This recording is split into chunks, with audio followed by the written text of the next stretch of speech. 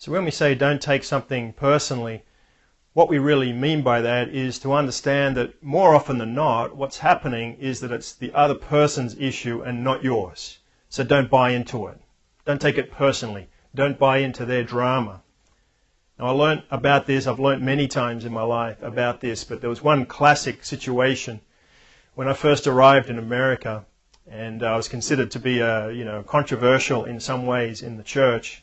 And a guy who I'd never met called, and he wanted to have an appointment to come and see me, and I didn't even know his name. So he turned up for the appointment, and I reached out my hand to shake his hand, and he immediately put his hand behind his back, and he just looked daggers at me. And I thought to myself, well, this is certainly going to be a fun meeting. So we went and we sat down, and we started to talk, and it came out in the conversation that he'd been told by a group of local pastors not to shake my hand.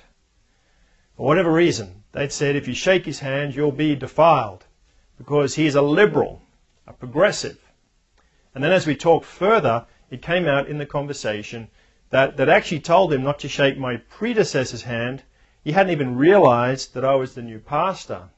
He thought the guy that had come before me, who was in my position for over 30 years, was still there.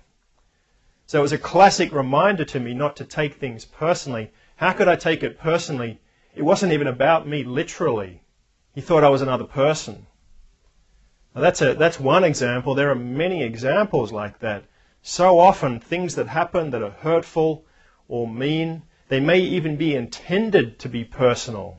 They may even be an attempt to try and put you off in some way or to offend you in some way. More often than not, they're not personal. More often than not, it has nothing to do with you. So the trick when it comes to not taking things personally is to not buy into other people's drama.